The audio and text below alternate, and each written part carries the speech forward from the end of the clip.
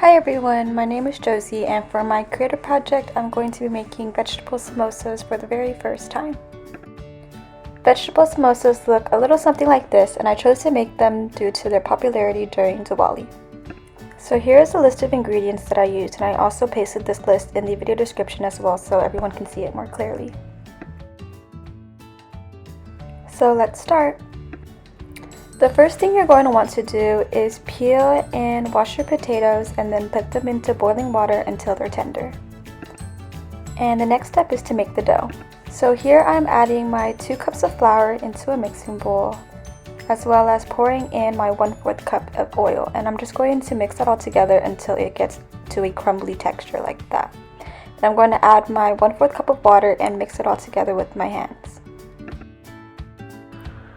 Now I'm slowly adding water until the dough reaches my desired texture and consistency.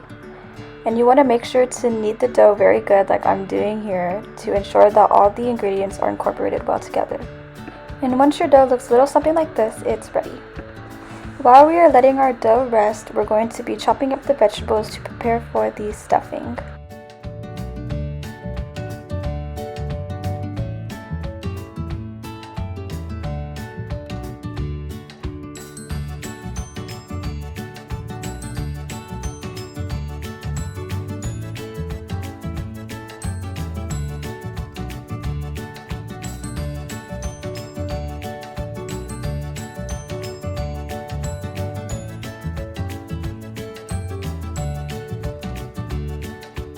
Now that we've finished preparing all of our ingredients, it's time to make the stuffing. In a hot pan, I'm going to be adding some oil, and now I am swirling it around in the pot, and I'm adding in my coriander seeds, my chili powder, turmeric, and cumin, and I'm going to be adding in the diced onions and sauteing them all together.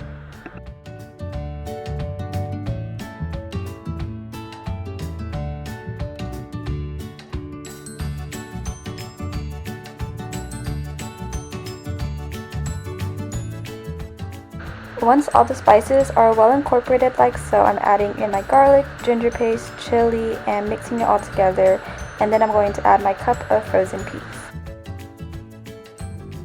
Once everything has cooked down for a couple minutes, I'm adding my garam masala, salt to taste, lemon juice, and some water.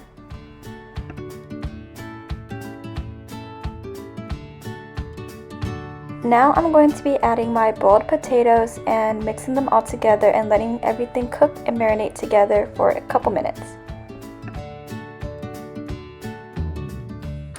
While doing this, I'm also going to try to mash the larger pieces of potato a little bit, and then I'm going to add in the coriander leaves. Now that we have finished the stuffing, I'm going to go back to the dough and cut it into 6 even pieces. Now that we have 6 individual pieces, I'm going to roll each piece into a small ball. Then I'm going to roll it out with the roller, and I'm going to try to make it as flat as I can. With the rolled out dough, I'm going to cut it in half into 2 pieces, and then I'm going to fold it over and try to make it into a cone shape. And to do this, I'm going to use water to seal the edges and make it stick together. And here I'm just stuffing the samosa with the stuffing that we made earlier.